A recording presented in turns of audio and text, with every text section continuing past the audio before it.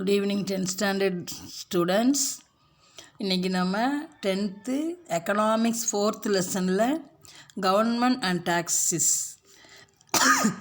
அதாவது அரசாங்கமும் வரிகளும் அப்படின்ற தலைப்பிலிருந்து அந்த லெசனை நம்ம பார்க்க போகிறோம். அதாவது நாம் எந்த ஒரு பாடத்தை படிக்கிறதுக்கு முன்னால் அந்த லெசனில் இருக்கக்கூடிய அந்த லேர்னிங் அப்ஜெக்டிவ்ஸ் என்ன அப்படின்றத நம்ம ஆழமான கருத்தை நம்ம புரிஞ்சுக்கணும். சரியா? ஒரு நாட்டினுடைய வருமானம் அதிகரிக்கணும் அப்படின்னா அதுக்கு டேக்ஸ் அப்படின்னு சொல்லக்கூடிய வரி ஒரு அமைப்பாக இங்கே இருக்கணும். ஏன் மிஸ் அப்படின்னா அந்த காலம் முதல் இந்த காலம் வரைக்கும் டேக்ஸ் தான் என்ன செஞ்சுக்கிட்டு இருக்காங்க, வாங்கிட்டு இருக்காங்க. அதுதான் நாட்டினுடைய செல்வ நிலையை உயர்த்தக்கூடிய ஒரு முக்கியமான காரணியாக அது இருந்திருக்கும் அப்படின்னு சொல்கிறாங்க. இப்போ டேக்ஸ் அதிகம் செலுத்தும் போது என்ன செய்யும், வருமானமும் அதிகரிக்கும். இப்போ வருமானம் அதிகரிக்கும் போது கட்டாயம் அதுக்கு உண்டான டேக்ஸை நம்ம என்ன செய்யணும், கட்டி தான் ஆகணும். இப்போ வருமானம் அதிகரிக்கும் போது அந்த நாடு பொருளாதார உயர்வு பெற்ற நாடாக என்ன செய்யும், கருதப்படும். ஓகேவா? சரி, ஓகே. இப்போ நம்ம அந்த லேர்னிங் அப்ஜெக்டிவ்ஸ்குள்ளே வந்துடுவோம்.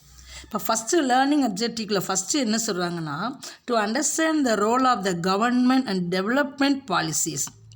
அதாவது ஒரு நாட்டினுடைய வளர்ச்சி, அந்த நாட்டினுடைய பங்கீடு என்ன அப்படின்றத பற்றி நம்ம தெரிஞ்சுக்கிற போகிறோம்.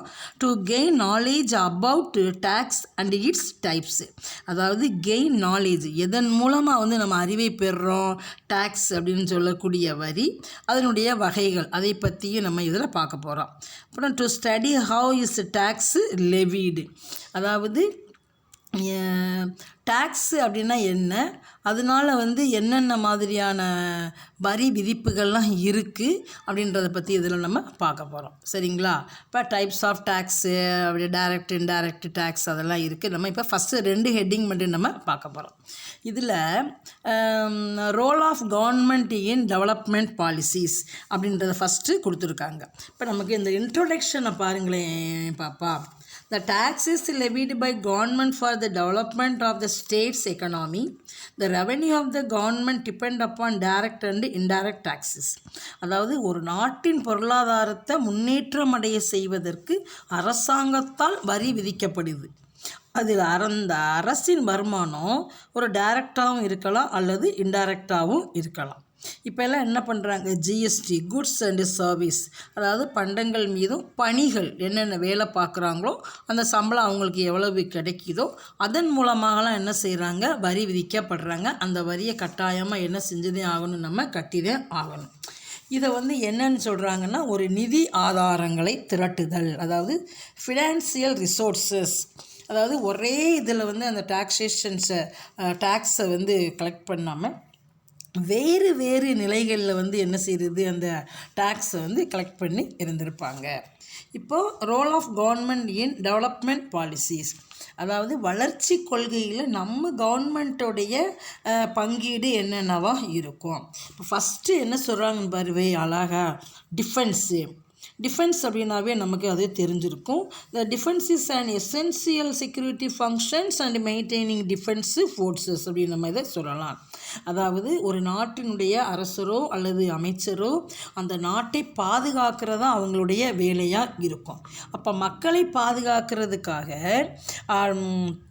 அவங்களுடைய முக்கியமான பணியாக என்ன செய்கிறாங்க, அந்த டிஃபென்ஸு, பாதுகாப்பு அப்படின்ற ஒன்று அவங்க நமக்கு தர்றாங்க. இப்போ பாதுகாப்பு படைகளை உருவாக்குவதும் அவங்களுடைய வேலையாக தான் அது இருந்திருக்கும். அதுக்கடுத்து என்னவா சொல்கிறாங்க, ஃபாரின் பாலிசி, அது நமக்கு தெரிஞ்சிருக்கும், அயல் நாட்டு கொள்கை அப்படின்னு சொல்கிறாங்க. It friendly relationship with all other countries in the world, the relationship through exports and imports அப்படின்னு சொல்கிறாங்க. அதாவது இப்போ இருக்கிற இந்த உலகத்தில் தம்பி, நாம் எல்லா உலக நாடுகளுடனும் என்ன செஞ்சுருக்கோம், ஒரு நட்பான உறவை நம்ம ஏற்படுத்தி இருக்கிறோம். அதுதான் ரொம்ப ரொம்ப அவசியமான ஒன்றா இருக்குது. ஏன் மற்ற நாடுகளோடு நம்ம ஒரு ரிலேஷன்ஷிப்பை ஏற்படுத்தி இருக்கணும் அப்படின்னு கேட்டால், ஒரு எக்ஸ்போர்ட்டு இம்போர்ட் ஆகுது, அதன் மூலமாக வரக்கூடிய அந்த உழைப்புகள் பரிமாற்றம் செய்யப்படுது. அப்போ நிறைய லாபம் நமக்கு அதிகமான அளவில் கிடைக்கிது. இப்போ வெளிநாடுகளோடு தொடர்பு கொண்டு இருக்கிறதுனால அதிகமான அளவுக்கு ட்ரேடு போகும் வரும். வரும். அதிலிருந்து நமக்கு அதிகமான இன்கம் கிடைக்கும். அதனால தான் நம்ம என்ன செஞ்சுக்கிறோம், ஒரு ரிலேஷன்ஷிப்பை நம்ம அவங்களோட ஏற்படுத்திக்கிறோம். நெக்ஸ்ட்டு என்ன சொல்கிறாங்க, conduct of periodic election. Periodic அப்படின்னாவே நமக்கு தெரிஞ்சிருக்கும், டேர்மிங், 5 இயர்ஸ் டேர்மிங் அப்படின்றது ஒன்று நம்ம இந்தியாவில் வந்து ஒரு எலெக்ஷன் கண்டக்ட் பண்ணுறாங்க அப்படின்னா அது 5 இயர்ஸ் டேர்மாகவே இருக்கும். India is the democratic country, we elect our representative to parliament. அதாவது அவ்வப்போது என்ன செய்வாங்க, தேர்தலை வந்து நடத்துவாங்க. இப்போ நம்ம நாடு எப்படிப்பட்ட நாடு, டெமோக்ராட்டிக் கண்ட்ரி, ஒரு ஜனநாயக நாடு அப்படின்னு சொல்கிறோம்.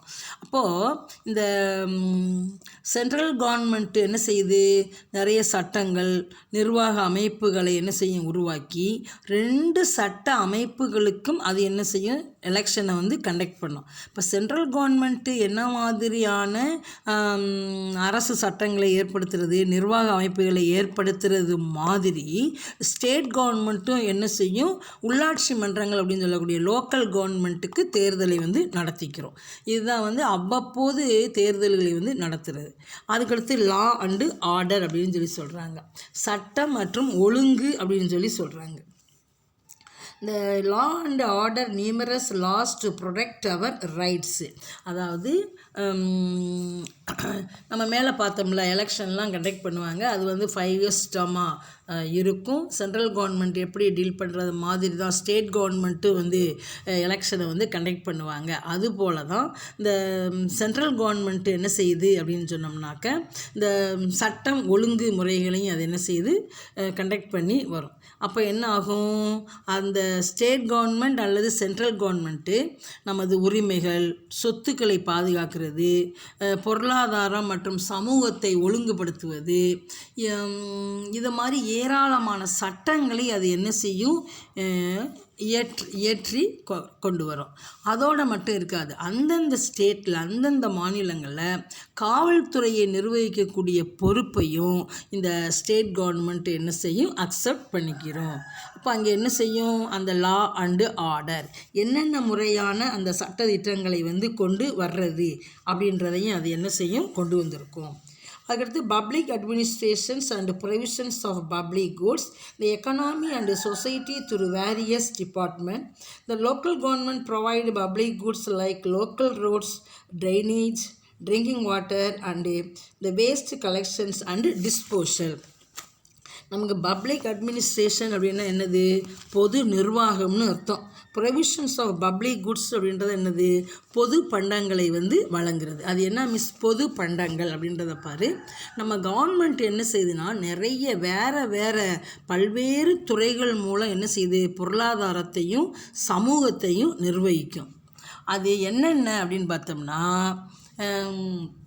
இந்த கீழே கொடுத்துருக்காங்க பாருவே, revenue department, school, hospital, rural development, urban development அப்படின்னு சொல்கிறாங்க.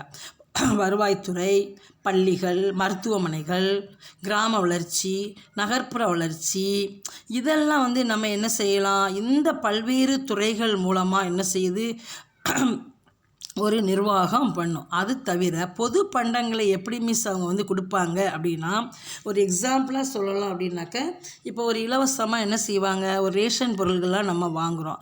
அப்போ அங்கே ரேஷன் பொருள்கள் வந்து ரேஷன் குட்ஸ் வந்து அங்கே ஃப்ரீயாக வந்து கொடுப்பாங்க. இலவசமான முறையில் வேஷ்டி, அந்த சேலை எல்லாம் அங்கே கொடுப்பாங்க. இது வந்து பொது பண்டங்களை வழங்குதல். இப்போ அதுக்கடுத்து என்ன இலவசமாக கொடுக்குறாங்கன்னு பார்க்குறோமா, அதுக்கடுத்து என்னது, இந்த லோக்கல் கவர்மெண்ட் அப்படின்னு சொல்லக்கூடிய ஒன்று என்ன செய்யுது, உள்ளூரில் அந்த என்ன மாதிரியான அந்த ரோடெல்லாம் வந்து எங்கே குண்டும் குழியுமா இருக்குது அதெல்லாம் வந்து சரி பண்ணி கொடுக்கிறது, ட்ரைனேஜ் வடிகால் பகுதியை வந்து அமைச்சு கொடுக்கிறது, ட்ரிங்கிங் வாட்டர் குடிநீரை வந்து அமைச்சு கொடுக்கிறது, டஸ்ட்டு கலெக்டர் அப்படின்னு சொல்ல குப்பைகளை வந்து இப்போலாம் நம்ம பார்க்குறோம். முனிசிபாலிட்டி என்ன பண்ணுறாங்க, வண்டிகளை வந்து கொண்டு வர்றாங்க. அதில் தான் என்ன செய்கிறாங்க, ஒரு பையிலையோ அல்லது ஒரு பெட்டியிலையோ அந்த குப்பைகளை வந்து சேர்த்து வச்சு அந்த வண்டியில் இப்போ நம்ம என்ன செஞ்சுடுறோம், கொட்டி அதை அப்புறப்படுத்துகிறோம். இந்த மாதிரி பொதுவான வேலைகளை செய்கிறது, பொதுவான பண்டங்களை, பொதுவான பொருள்களை கொடுக்கறது, இதையுமே என்ன செஞ்சுட்டு வருது, நம்ம கவர்மெண்ட் வந்து நமக்கு செஞ்சுட்டு வருது. அதுக்கடுத்து என்ன பார்க்குறோம், ரீடிஸ்ட்ரிபியூஷன். அப்படின்னாவே வந்து மறுபடியும்னு அர்த்தம். அப்போ இப்போ இந்த வரக்கூடிய வருமானம் மறுபகிர்வளிக்கப்பட்டு எப்படி மிஸ் வந்து பாவர்ட்டி அலிவியேஷன்ஸ் அப்படின்னு சொல்லக்கூடிய வறுமை ஒழிப்பு எப்படி மிஸ் அங்கே ஏற்படுது. The redistribution of income and poverty alleviation, the government collect various taxes to finance the various activities. அதாவது பல்வேறு நடவடிக்கைகளுக்காக நிதியளிக்க அரசாங்கங்கள் பல்வேறான வரிகளை என்ன செய்யுது, வசூல் பண்ணுது. அது எது இதில் மிஸ் அப்படின்னு பார்த்தோம்னா, கவர்மெண்ட்டோடைய இம்பார்ட்டன்ஸ் வந்து எங்கெங்கெல்லாம் வந்து வரிகளை வந்து கலெக்ட் பண்ணுறாங்க அப்படின்னு பார்த்தோம்னா, ஏழைகளுக்கான அதாவது வரி வசூல் பண்ணுறது, அதான் மறுபகிர்வு. வரி வசூலிக்கிறாங்களா நம்மக்கிட்ட இருந்து, அதை வந்து ஏழைகளுக்காக அதை வந்து அந்த உதவியை செய்கிறது. அப்போ மறுபடியும் என்ன செய்கிறாங்க, வாங்கப்பட்ட அந்த வரியில் இருந்து ஏழைகளுக்குன்னு மறுபகிர்வு அளிக்கிறாங்க. அரசு எவ்வாறு வருமானத்தை மறுபகிர்வு செய்கிறது, வறுமையை குறைப்பதற்கான நடவடிக்கைகளையும் நம்ம கவர்மெண்ட் என்ன செய்யுது, எடுத்து வருது. அதோட பாவர்ட்டியை எப்படி வந்து நீக்குது அப்படின்னு பார்த்தோம்னா, ஃபுட்டு, ஷெல்டரு, இந்த clothing, education, health care and monthly income to the very poor persons. இதெல்லாம் வந்து தங்குமிடம், உடை, கல்வி, சுகாதார பாதுகாப்பு, மாத வருமானம் இதில் போன்றவற்றினை ஏழைகளுக்காக என்ன செய்யுது, வழங்குவதற்காக அரசாங்கம் வந்து பணத்தை வந்து செலவிடுது. இப்போ இதெல்லாம் கொடுக்கணுமே, சேலைகளுக்கு கொடுக்கணும், உணவு சலிக்கணும், உணவு சப்ளை பண்ணணும், அது அவங்களுக்கு இலவசமாக வந்து அது என்னது இருக்கிறதுக்கு இடம் கொடுக்கணும், ட்ரெஸ் எல்லாம் கொடுக்கணும். அப்போ அவங்களுக்கு என்ன மிஸ் பண்ணுறது அப்படின்னா, அவங்க என்ன செய்வாங்க, நம்மக்கிட்ட இருந்து தான் வந்து வரி என்ன செய்வாங்க, கலெக்ட் பண்ணுவாங்க. இப்போ கட்டாயமாக நம்ம வரி அப்படின்ற ஒன்று அதிகமாக சேலரி வாங்குறவங்களோ அல்லது அதிகமான அளவுக்கு லேண்ட் லாட்ஸாக இருக்கிறவங்களோ அவங்க என்ன செய்யணும், அந்த வரியை கட்டணும். அவங்க அதை வாங்கி அதை மறுபகிர்வு அப்படின்னா வாங்கப்பட்ட வரிகளில் இருந்து இல்லாதவங்களுக்கு என்ன செய்கிறாங்க, கொடுக்குறாங்க. அப்போ இருக்கிறவங்க கிட்ட வாங்கி இல்லாதவங்களுக்கு அவங்க என்ன செய்வாங்க, அதை கொடுப்பாங்க. அதுதான் வந்து மறுபகிர்வு. இப்படி தான் வறுமை ஒழிப்பை அவங்க என்ன செஞ்சுருப்பாங்க, தவிர்த்திருந்திருப்பாங்க. அதுக்கடுத்து ரெகுலேட்னாவே நமக்கு ஒழுங்குபடுத்துதல்னு தெரியும். எதை ஒழுங்குபடுத்துகிறாங்க, எக்கனாமியை வந்து ஒழுங்குபடுத்துகிறாங்க. இப்போ இந்த regulate the economy, the union government through the Reserve Bank of India controls money supply and controls the interest rate, inflation and foreign exchange rate. அதாவது பல்வேறு நடவடிக்கைகளுக்காக நிதி அளிக்க அரசாங்கங்கள் என்ன செய்யுது, பல்வேறான வரிகளை வசூல் பண்ணுதுன்றதை நம்ம பார்த்தோம். ஆனால் இப்போ சென்ட்ரல் கவர்மெண்ட் என்ன பண்ணுதுன்னா, பணத்தினுடைய அளிப்பு, வட்டி வீதம், பண வீக்கம், அதை இன்ஃப்ளாக்ஷன், அந்நிய செலவாணி இதையெல்லாம் என்ன செய்யுது அப்படின்னு பார்த்தோம்னா வந்து கட்டுப்படுத்தி வருது. இதோடைய முக்கிய நோக்கம் என்ன அப்படின்னாக்க, இந்த SEBI, CCI அப்படின்னு சொல்லக்கூடிய பல்வேறு முகவர்கள் மூலமாக என்ன செய்யுது, சென்ட்ரல் கவர்மெண்ட்டு பொருளாதாரத்தை கட்டுப்படுத்தி வருது. அதனால தான் ரெகுலேட் த எக்கனாமி. இப்போ யார் மூலமாக தான் கீழே கொடுத்துருக்காங்க வருவே, security exchange board of India, இந்த காம்படிஷன் கமிஷன்ஸ் ஆஃப் இந்தியா, இந்த 2 நிறுவனங்கள் மூலமாக பொருளாதாரத்தை, எக்கனாமியை வந்து என்ன செய்யுது, கண்ட்ரோல் பண்ணி வருது. நெக்ஸ்ட் என்னது, டேக்ஸ்னால் என்னன்னு உனக்கு தெரியும், வரி. இப்போ வரி அப்படின்னா என்ன அப்படின்றத பற்றி பார்க்க போகிறோம். இது எதில் இருந்து உருவாகி இருந்திருக்கும் அப்படின்றத பார்க்க போகிறோம். The origin of the word tax is from taxation, which means an estimate. Taxation is which means by which government finance their expenditure to accumulate funds for the functionings of the government machinery and account of the new concept of welfare state. அதாவது என்ன சொல்கிறாங்கன்னா, வரி அப்படின்ற ஒன்று, வரி விதிப்பு என்பதில் இருந்து உருவாக்கப்பட்டது தான் அந்த வரி. இதன் பொருள் என்ன அப்படின்னு பார்த்தோம்னா, எஸ்டிமேட், மதிப்பீடு அப்படின்னு சொல்லி சொல்கிறாங்க. இந்த வரி விதிப்பு என்பது அரசாங்கம், அதாவது கவர்மெண்ட்டு தனது செலவினங்களுக்காக, அவங்களுடைய செலவினங்களுக்காக பொதுமக்களிடமும் பெரிய பெரிய நிறுவனங்கள் வச்சுருப்பாங்க பார்த்திங்களா, அவங்ககிட்ட இருந்தும் அதிகமான வரியை என்ன செய்யும், வசூல் பண்ணும். அதாவது யாருக்கு இன்கம் அதிகமான அளவுக்கு கிடைக்குதோ அது பொதுமக்களாகவும் இருக்கலாம், அல்லது நிறுவனங்கள் வச்சுருக்கக்கூடியவங்களாகவும் இருக்கலாம். அவங்கக்கிட்ட இருந்து என்ன செய்கிறாங்க, வரிகளை விதித்து அந்த வருவாயை உருவாக்கும் ஒரு வழிமுறை தான் வந்து இந்த வரி விதிப்பு அப்படின்னு சொல்கிறாங்க. இந்த வரி விதிப்பு முறை நல அரசு அப்படின்ற கருத்தை மையமாக கொண்டு என்ன செய்யும், செயல்படும். இப்போ உள்ள கவர்மெண்ட்டெல்லாம் என்ன அப்படின்னாக்கா, அதன் எல்லைக்கு உட்பட்ட அந்த சட்டம் ஒழுங்குக்கு மட்டுமே கட்டுப்படுவது கிடையாது. ஆனால் இந்த பொது நிதிக்கு, அதாவது வரிக்கு முக்கியத்துவம் கொடுக்கப்பட்டு பெருமளவில் வருவாய் என்ன செய்யும், அதிகரிக்கும். இன்னொன்று என்ன சொல்கிறாங்கன்னா, the taxations are a compulsory payment to government without expectations of direct return or benefit to the taxpayer. அதாவது வரிகள் என்பது எந்தவித எதிர்பார்ப்பும் இன்றி நேரடியாக அரசாங்கத்திற்கு செலுத்துகின்ற கட்டாய கட்டணம் அப்படின்னு இந்த செலிக்மேன் அப்படின்றவர் என்ன செய்கிறாரு, சொல்கிறாரு. அதுக்கு அடுத்து ஒயிட் டேக்ஸஸ். ஏன் மிஸ் வரிகள் போடணும், நம்ம தானே சம்பாதிக்கிறோம், அதை நாம் வச்சுக்க வேண்டியது தானே, ஏன் கவர்மெண்ட்டுக்கு நம்ம கொடுக்கணும் அப்படின்னு சொல்கிறாங்க, கேட்குறாங்க. அதான் white taxes. States and their functional equivalents throughout history have used money provided by taxations to carry out many functions. Some of these include expenditure on economic infrastructure. அதுதான் இந்த ரொம்ப முக்கியமான ஒன்று. அதாவது வரி விதிப்பு அப்படின்றது அரசுக்கு நிதி அளிப்பதற்காக வருவாயை உயர்த்துவதையோ அல்லது தேவையை பாதிக்கும் பொருட்டு விலைகளை மாற்றுவதையோ நோக்கமாக கொண்டிருக்கும். இதை முதல்ல வந்து இந்தியாவில் இந்த வரி விதிப்பின் வேர்கள் எப்படி வந்து உருவாகி இருந்திருக்கும் வரி அப்படின்ற ஒன்றுனா, மனுஸ்மிருதி அப்படின்னு சொல்லக்கூடிய ஒரு காலம், அர்த்த சாஸ்திரா அப்படின்னு சொல்லக்கூடிய ஒரு காலம், இந்த 2 காலத்தில் இருந்து இந்தியாவில் வரி வாங்கக்கூடிய முறைகள் பலமான அளவுக்கு இருந்திருக்கும். ஆனால் இப்போ நம்ம இந்தியாவில் வரிமுறை அப்படின்னு சொல்கிறது பண்டைய கால வரிமுறையை அடிப்படையாக, அப்போ முன்னாடி இந்த மனுஸ்மிருதி அர்த்தசாஸ்திர காலங்களில் வரி வசூல் பண்ணலை அப்படின்னா இப்போயும் நம்ம என்ன செய்ய மாட்டோம், வரி கட்ட மாட்டோம். அதுக்கடுத்து இந்த எக்ஸ்பெண்டிச்சர், ஆமாம், இது எதுலாம் இருந்துமே வரி வசூல் பண்ணுறாங்க. இன்ஃப்ராஸ்ட்ரக்சர் அப்படின்னு சொல்லக்கூடிய உள்கட்டமைப்பு செலவுகள். இந்த உள்கட்டமைப்பு செலவுகள் அப்படின்றது எதை உள்ளடக்கியதாக இருக்கும். அதில் அந்த உள்ளடக்கியதுன்னா எதெல்லாம் உள்ளே இருக்கோ அந்த துறைகள் மூலமாக என்ன செய்வாங்க, வரியை வந்து வசூல் பண்ணுவாங்க. இப்போ ஃபஸ்ட்டு என்ன சொல்கிறாங்கன்னு பாரு, இன்ஃப்ராஸ்ட்ரக்சர்னா டிரான்ஸ்போர்ட்டேஷன், போக்குவரத்து மூலமாக வரக்கூடிய ஒரு வரி. சானிடேஷன், துப்புரவு சுகாதாரம் மூலமாக வரக்கூடிய ஒரு வரி.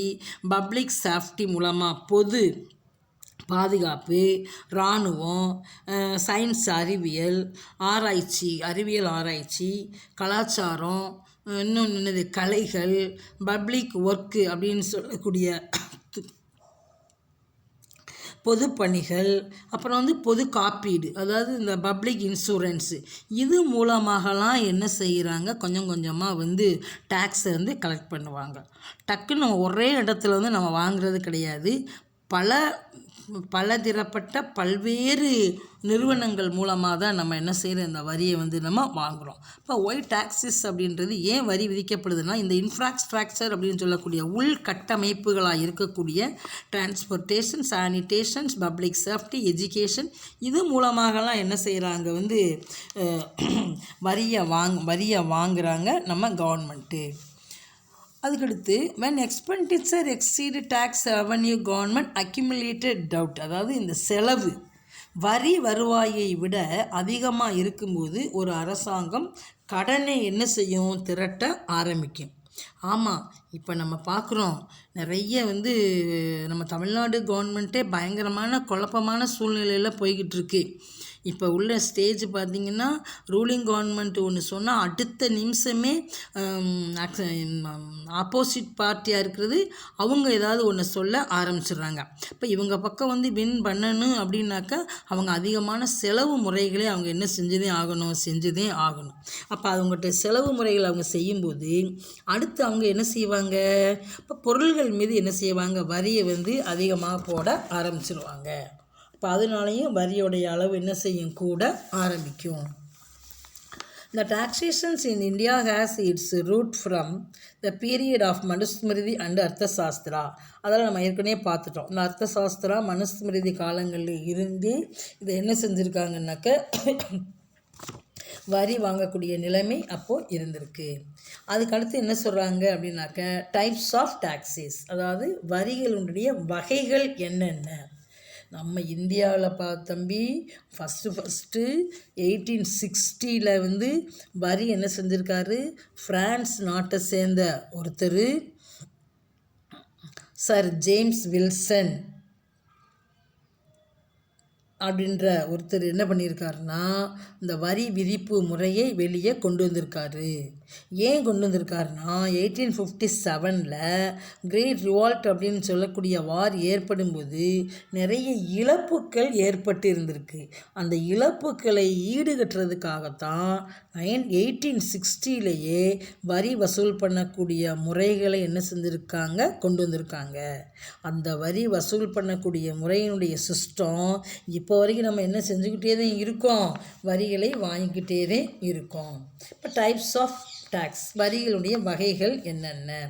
Direct tax and indirect tax அப்படின்னு சொல்லி பார்க்குறோம். இப்போ நேர்முக வரி அப்படின்னா என்ன அப்படின்னா, இப்போ நான் இருக்கேன் அப்படின்னா நான் வந்து ஏர்ன் பண்ணுறேன் அப்படின்னா நான் எவ்வளவு ஏர்ன் பண்ணுறேனோ அதுக்கு தகுந்தது மாதிரி நான் என்ன செய்யணும், டேக்ஸு கட்டணும். இப்போ இது ஒரு தனி நபர் வருமானம். இப்போ தனி நபர் வருமானமோ அல்லது தனி நபருடைய நிறுவனம்னா ஏதோ ஒரு இண்டஸ்ட்ரீஸாக இருக்கலாம், ஒரு ஃபேக்ட்ரியாக இருக்கலாம், ஒரு கடையாக இருக்கலாம், ஒரு பெரிய ஷாப்பிங் கடையாக இருக்கலாம்.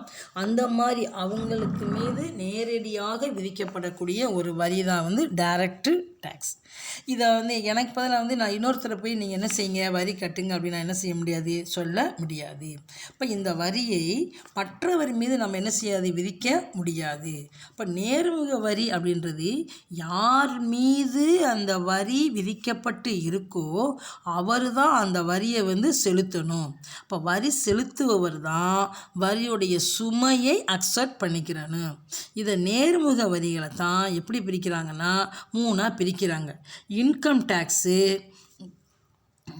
Corporate tax and wealth tax அப்படின்னு சொல்லி சொல்கிறாங்க.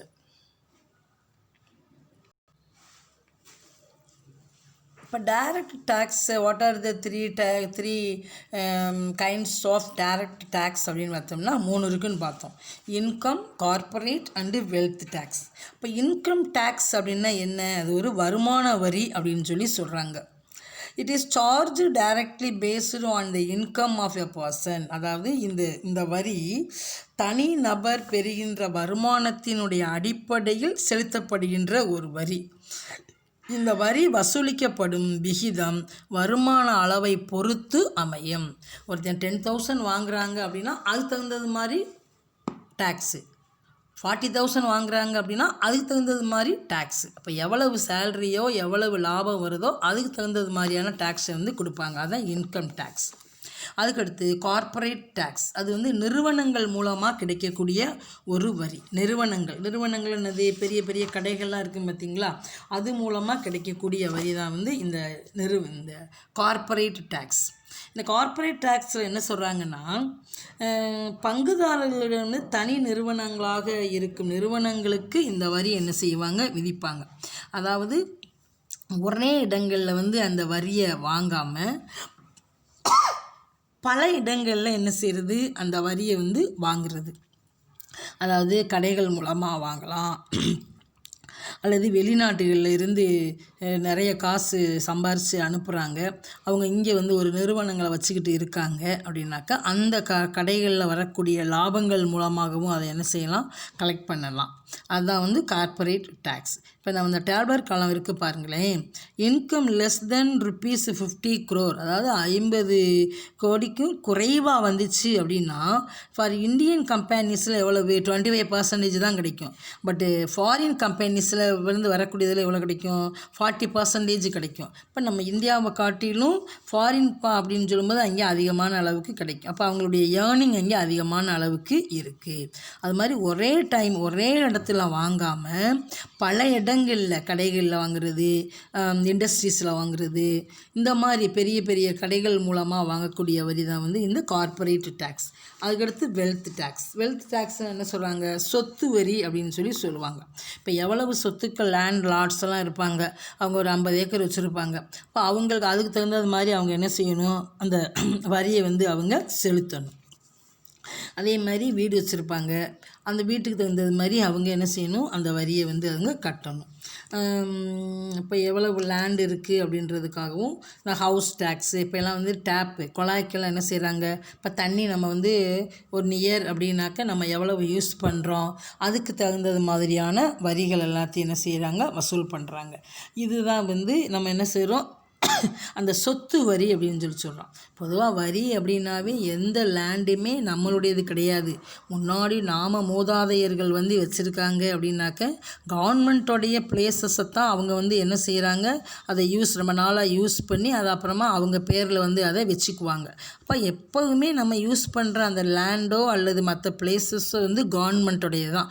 நாமளாக பிறக்கும் போது எதையுமே கொண்டுட்டு வரலை. இப்போ கவர்மெண்ட்டோடைய சொத்தை நம்ம யூஸ் பண்ணுறோம் அப்படின்றதுக்காக நாம் அதிலிருந்து வரக்கூடிய வருமானத்திலிருந்து அந்த ஏர்னிங்கு தகுந்தது மாதிரி என்ன செய்கிறோம்? ஒரு பர்டிகுலர் அமௌண்ட்டை வந்து என்ன செய்கிறோம்? வரியாக வந்து கொடுக்குறோம். இதுதான் வந்து டேக்ஸ்.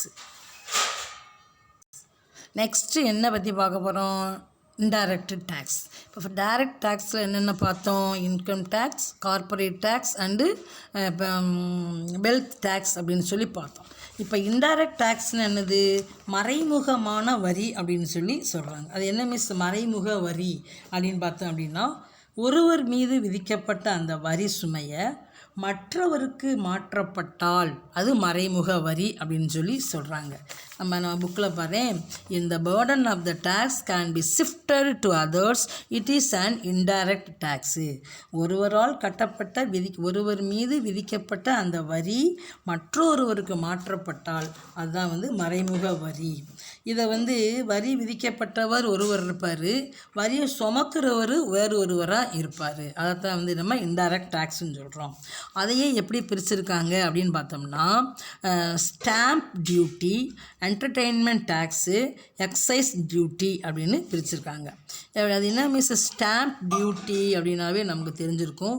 முத்திரைத்தாள் வரி அப்படின்னு சொல்கிறாங்க. இப்போ நம்ம வந்து ஒரு சொத்து வாங்குகிறோம் அப்படின்னா என்ன செய்வாங்க? பத்திரமெல்லாம் பதிவு செய்வாங்க. அப்புறம் பத்திரம் பதிவு செய்கிறதுக்கு எவ்வளவு நம்ம நிலம் வாங்கியிருக்கோமோ அல்லது எத்தனை சென்ட் இடம் வாங்கியிருக்கோமோ அந்த ப்ராப்பர்ட்டிக்கு தகுந்தது மாதிரியான வேல்யூவான ஸ்டாம்ப் அங்கே இருக்கும்.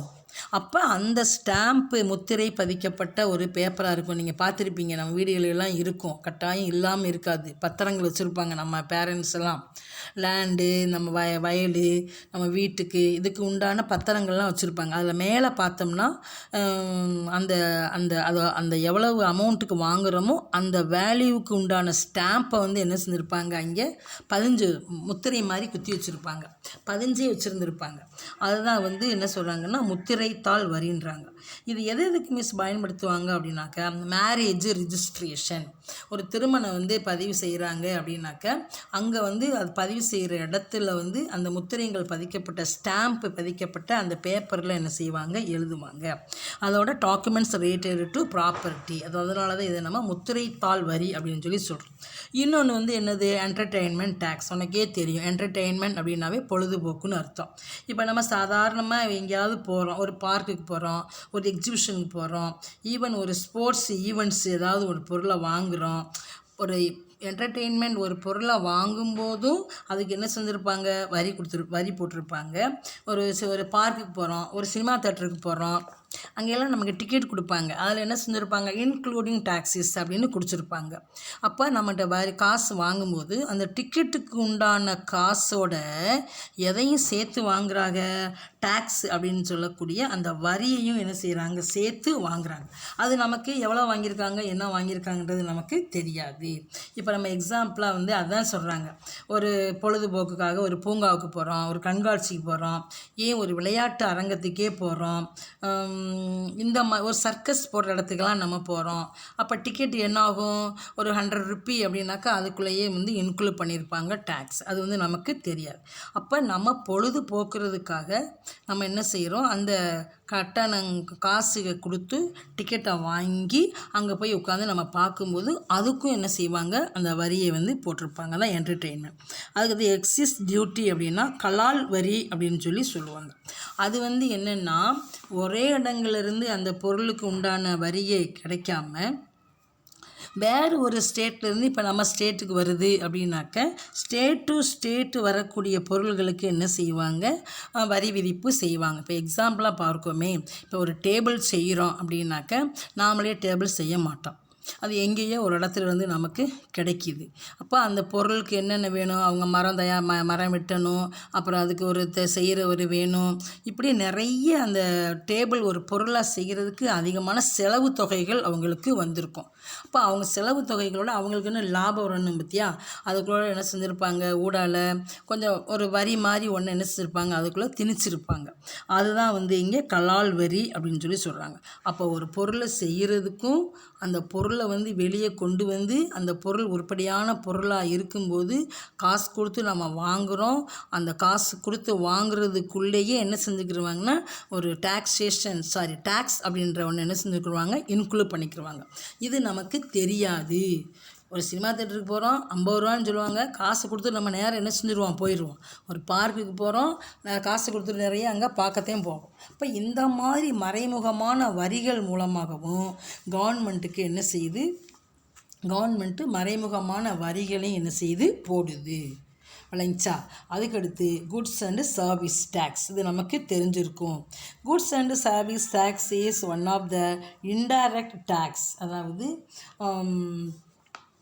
பண்டங்கள் மீதும் பணிகள் மீதும் போடக்கூடிய வரியை தான் நம்ம வந்து ஜிஎஸ்டி அப்படின்னு சொல்லி சொல்கிறோம்ல. இது எப்போ வந்து கொண்டு வந்திருப்பாங்க, பாஸ் ஆகியிருந்திருக்கும் அப்படின்னா 29th March 2017 நம்ம மோடி தான் என்ன பண்ணார்னா இந்த ஜிஎஸ்டி அப்படின்ற ஒன்றை வெளியே கொண்டு வந்தார். இதனுடைய குறிக்கோள் என்ன, what was the motto of goods and service, one nations one market and one tax. அதாவது ஒரு நாடு ஒரு அங்காடி ஒரு வரி அப்படின்ற ஒன்றை குறிக்கோளாக வச்சு 2017 இந்த ஜிஎஸ்டி அப்படின்ற ஒன்று என்ன செஞ்சுருக்காங்க, கொண்டு வந்திருக்காங்க. அதனால் இது வரைக்கும் நம்ம பார்த்துருக்கோம், டைரக்ட் இன்டைரக்ட் டேக்ஸ் வரைக்கும் பார்த்துருக்கோம். இந்த வீடியோவை நல்லா பாருங்கள், நல்லா கேளுங்க, அதனுடைய இம்பார்ட்டன்ஸ் எல்லாம் பார்த்துட்டு ஒரு தடவை என்ன செய்யுங்க, புக்கை ரீட் பண்ணி விடுங்க. சரிங்களா? So okay.